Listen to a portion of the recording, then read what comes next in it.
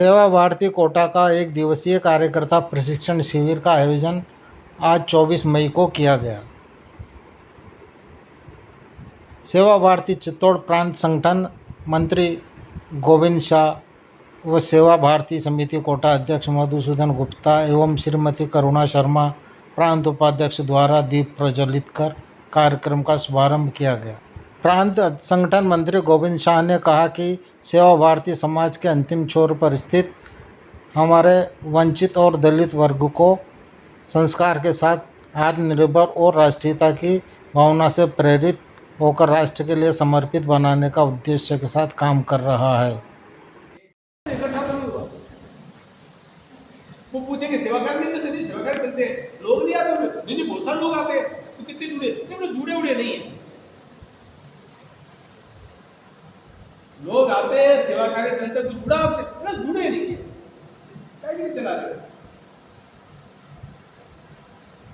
उस समाज को जो सेवा दस्तियों में हिंदू समाज रहता है उसको जोड़ना है।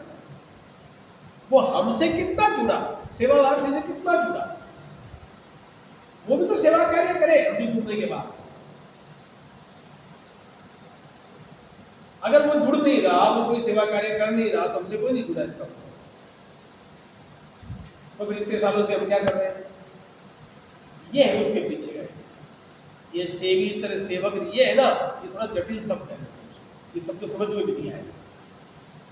ये बहुत वर्षों में समझ में आता है, ये बहुत पुराने हुए इसलिए तो समझ में आ गया। अब इसमें से कितने लोग समझा सकते हैं सेवी सेवा? अच्छा, अभी तक अपनी हुई, उसी से जुड़े हुए आगामी अभी का विषय भी है।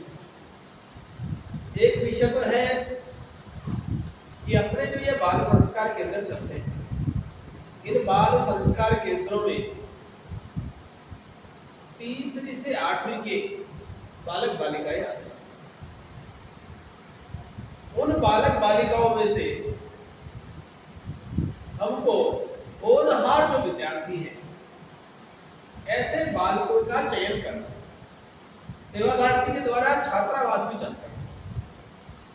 उन छात्रावासों में निःशुल्क रहने की, खाने की, पढ़ने की सारी व्यवस्था रहती है। स्कूल का सारा खर्च भी छात्रावास में रहने वाले बालकों का सेवा भारती ही उठाती है। ऐसे अपने नजदीक के 2 जिलों में 2 छात्रावास भी अपने सेवा भारती के द्वारा चल रहे हैं। एक झालावाड़ है और एक भवानी मंडी।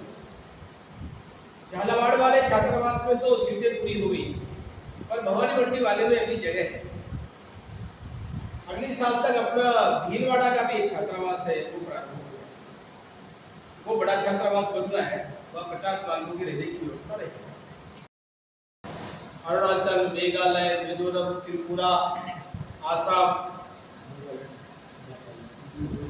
मिजोरम, ये जो उधर के राज्य हैं, इन राज्यों में पिछले वर्षों में बड़ी मात्रा में कन्वर्जन हुआ और बहुत जनसंख्या को बाद ईसाई बना दिया। विदेशी घुसपैठ भी खूब हुई सीमावर्ती क्षेत्र होने के कारण से। कि एक बार छूटा तो फिर अगली बार जाना ही बंद नहीं।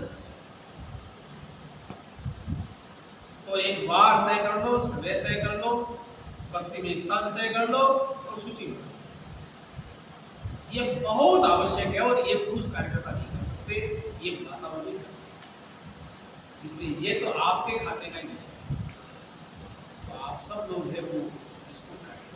ये बहुत आवश्यक है, अत्यावश्यक है। और आपको भी आग्रह है और इधर पुरुष वर्ग बैठा है उनको भी आग्रह है कि अपने अपने नगर में मातृशक्ति सेवा भारती से जुड़े कार्यकर्ता के रूप में ऐसा सब लोग जिनको ऐसा कुछ ध्यान में है ना, वो बता भी सकते हैं। क्या किसी के ध्यान में? इस सारे के बाद और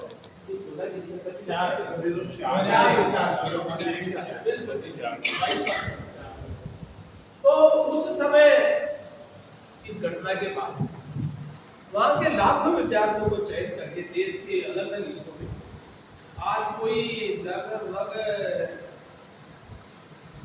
125-150 छात्रावास उन्हीं विद्यार्थियों में चलते हैं अपने छात्रावास में। एक बड़ी संख्या। ये बालक जब इन छात्रावासों में पढ़ लिख कर वापिस अपने राज्य में लौटे तो मालूम है क्या हुआ? आज वो बच्चे वहाँ की मुख्य भूमिका में आ गए, तो सरकारी नौकरी में भी आ गए, व्यवसाय में भी आ गए, मजदूरी खेती में भी आ गए, कोई राजनीति में भी आ गए, और राष्ट्रीय विचारधारा को लेकर काम करने वाले लोग बहिष्कार हुए। वो वहीं के लोग हैं, वहीं के रहने वाले। अब आतंकवादी ग्रुप को नहीं मार सकते।